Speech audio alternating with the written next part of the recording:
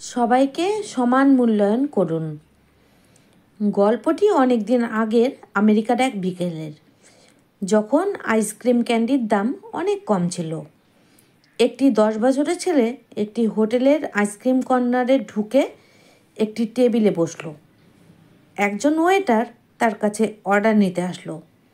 ছেলেটি তার কাছে জানতে চাইল, একটি আইসক্রিম ক্যান্ডির দাম কত? ওয়েটার উত্তর দিল, 50 সেন্ট। ছোট ছেলেটি তার পকেট থেকে কতগুলো কয়েন বের করে গুনতে শুরু করলো। তারপর জিজ্ঞাসা করলো, একটি সাধারণ আইসক্রিমের দাম কত? হোটেলে আসা কিছু গেস্ট তখন টেবিলের জন্য অপেক্ষা করছিল এবং এ কারণে ওয়েটার কিছুটা তাড়াহুড়ো করছিল, কারণ তাদের থেকে যত্নের সাথে অর্ডার নিলে সে হয়তো কিছু টিপ পেতে পারে। সে বিরক্তির স্বরে বলল, 35 সেন্ট।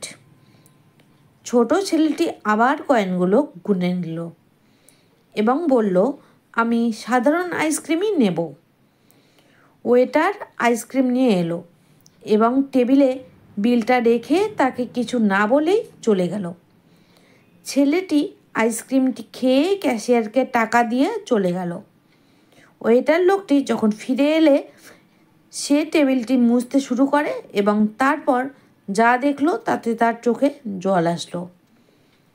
সেখানে খালি প্লেটের পাশে সুন্দরভাবে রাখা ছিল 15 সেন্ট, তার টিপ। গল্পের শিক্ষা: কাউকে উপরের রূপ দেখে অবহেলা করা উচিত নয়।